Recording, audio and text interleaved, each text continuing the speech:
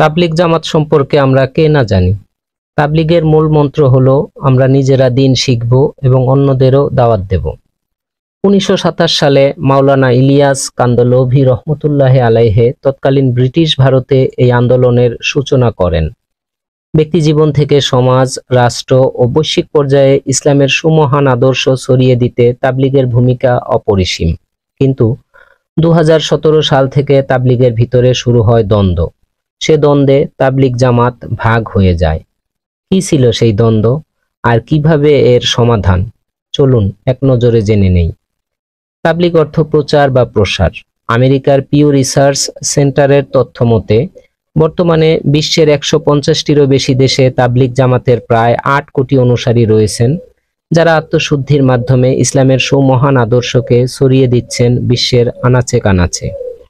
2017 সালে কান্দলভির প্রপৌত্র মাওলানা সাদ কান্দলভি তাবলিগ জামাতে সংস্কারের ব্যাপারে কয়েকটি বিবৃতি দেন। তিনি বলেন, ধর্মীয় শিক্ষা বা ধর্মীয় প্রচার অর্থের বিনিময়ে করা উচিত নয়। ধর্মীয় অনুষ্ঠানের মধ্যে মিলাদ বা ওয়াজ মাহফিলের মতো কর্মকাণ্ড পড়ে যায় বিধায় তা নিয়ে আলেমদের মধ্যে ঘোর আপত্তি ওঠে। তাছাড়াও তিনি আরও কিছু বেফাঁস, রুচিহীন, বিভ্রান্তকর মন্তব্য করেন বলে মিডিয়াতে প্রকাশিত হয়। ইসলামী চিন্তাবিদ ও সালাফে সালেহিনগণ তাকে বক্তব্য প্রত্যাহার সহ ক্ষমা চাইতে বলেন, কিন্তু তিনি তার বক্তব্যের জন্য ক্ষমা চাননি।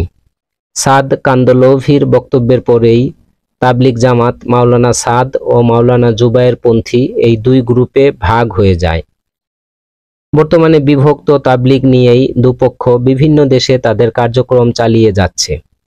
তাবলিগ জামাতের মহাসম্মেলন প্রতি বছর অনুষ্ঠিত হয় বাংলাদেশের টঙ্গীর তুরাগ নদীর তীরে। এই মহা আয়োজনকে হজের পরেই মুসলিমদের সবচেয়ে বড় সমাবেশ হিসেবে মনে করা হয়। এ সমাবেশ থেকেই বিশ্ব প্রেক্ষাপটে মুসলিমদের করণীয় অনেক দিক নির্দেশনা পেয়ে থাকেন সাধারণ আমজনতা। কিন্তু ডিভাইড পলিসির ফাঁদে পড়ে তাবলিগ জামাত হারাচ্ছে তার নিজস্ব সৌন্দর্য ও আধ্যাত্মিক চেতনা। মুসলিমদের মধ্যে পারস্পরিক অনৈক্য আল্লাহ তাআলার পক্ষ থেকে পরীক্ষামূলক বা শাস্তিও হতে পারে।